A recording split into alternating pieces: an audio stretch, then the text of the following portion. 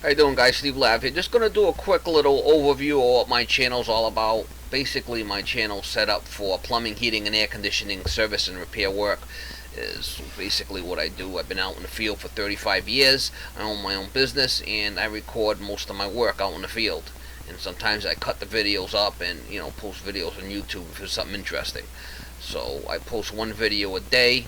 I have over 2,000 videos, so that's what this channel is set up for, and that's what you'd be be watching, like repair videos, plumbing, heating, HVAC, air conditioning, oil burner work, gas burners, boilers and furnaces, and all kinds of different plumbing stuff, toilet repair, faucet repair, um, boilers, all kinds of stuff in that realm.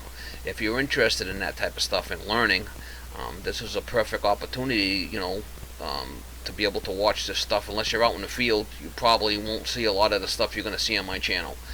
So, I'm doing pretty good. I got over 60,000 subscribers now, and I'm always looking for new subscribers. So, subscribing is free.